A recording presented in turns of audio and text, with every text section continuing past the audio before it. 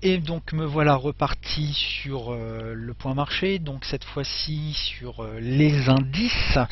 Donc les indices ont montré, comme vous le savez, un beau retracement, hein, bien baissier, qui s'est fait exactement en 3 temps.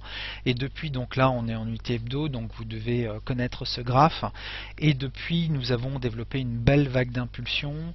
Et cette vague d'impulsion, quand on est arrivé sur les 200% donc d'expansion de cette vague-ci, ont généré donc un retracement important, et ce retracement a trouvé support donc sur le niveau des 1,272 pour aller refaire des plus hauts historiques donc sur le SP500. Donc moi je pense que le SP500 va travailler cette résistance et devrait la franchir. Donc c'est plutôt le scénario dans lequel je m'inscris. On peut vérifier en unité journée. Je vais même me mettre en unité H4 pour voir ça de façon un peu plus marquée. Bon, le fait qu'on ait fait de toute façon un plus haut historique, un plus haut, montre que nous sommes partis en mouvement d'impulsion. Je pense qu'on a fait un mouvement, il faudrait faire un décompte un peu plus précis, mais on a dû faire un mouvement en 3 temps.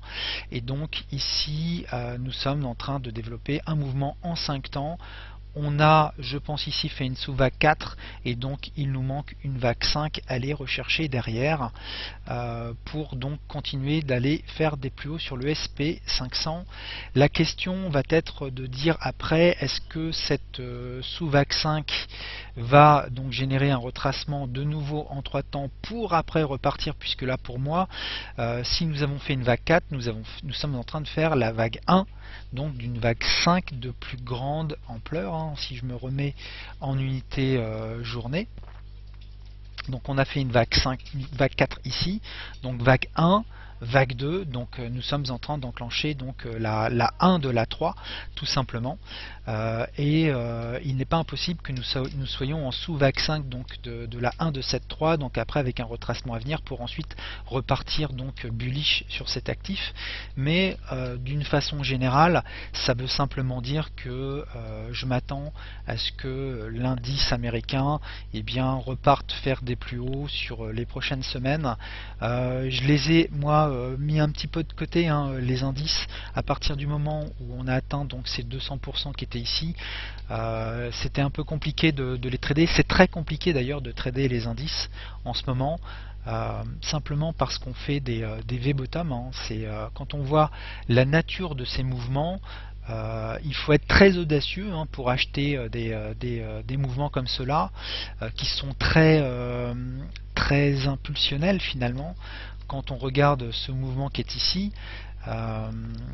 c'est difficile d'acheter en fait des seuils comme celui-là, simplement parce que les stops sont juste très loin. Donc soit vous êtes audacieux et que vous achetez donc un retour sur le support avec un stop arbitraire, ce que moi je ne sais pas faire, soit vous attendez plus ou moins des structures de retournement, c'est-à-dire des double bottom qui se constituent dans la zone. Et en ce moment on n'a absolument rien de tout ça, hein. C'est très vertical, et donc ce sont des mouvements qui sont pour moi très difficiles, très difficiles à trader, et je pense que je ne suis pas le seul à trouver les indices particulièrement tricky en ce moment. On peut voir le DAX. Le DAX a trouvé un support quand il est revenu donc sur le haut de ce canal Andrews qui est ici. Vous voyez, il a fait une mèche, mais en clôture il l'a trouvé rebond, et donc de la même façon que sur le SP, je m'attends à ce que le DAX aille rechercher donc des plus hauts. Je peux l'étayer ça, simplement parce que à partir du moment où nous avons cassé donc ce haut de marché qui était ici, nous avons donc une belle expansion, hein, qui s'enclenche, et on voit très bien que c'est cette expansion qui a donné un support donc au DAX. Donc on a simplement une vague qui a été chercher les 1,618 de cette expansion, qui a trouvé un support sur les 100%, et donc qui naturellement devrait aller rechercher maintenant donc le niveau des 200%, et donc faire bien du 1, 2, 3, 4 et 5, et donc après un retracement, je pense, en 3 temps peut-être à venir. Mais je suis à peu près persuadé que les 10 000 donc 350 que je vous avais évoqué donc il y a 2 semaines sont un niveau qui vont vraiment être recherchés donc par le marché sur les prochaines sessions. Voilà. Le CAC lui est un peu plus en sous-performance, il n'a pas réussi donc à battre des plus hauts, donc je suis un peu plus prudent sur le CAC. Je dois vous avouer que il est en train de faire des... Bon, on retrouve la vague 4 qui est ici, donc je pense qu'il devrait également lui casser cette structure par le haut, mais il peut peut-être consolider peut-être un peu plus longtemps, il peut peut-être latéraliser un peu plus longtemps, surtout si on considère qu'ici on a fait un mouvement en 3 temps, ce qui voudrait dire que j'ai fait une vague A en 3 temps, une vague B en 3 temps. Vous voyez, ça peut peut-être transformer plus ou moins en triangle, mais j'en suis quand même pas tout à fait sûr, parce que quand on regarde le price action qu'il y a sur le bas de ce canal, à chaque fois on voit donc la présence d'acheteurs clairement qui viennent défendre donc le bas de ce canal, et donc en toute logique eh bien, le CAC devrait également casser cet oblique pour aller rechercher donc également des plus hauts à terme. Donc de nouveau, j'ai envie de dire également que comme le DAX et le CAC, c'est très compliqué de se positionner quand on voit des mouvements aussi brutaux.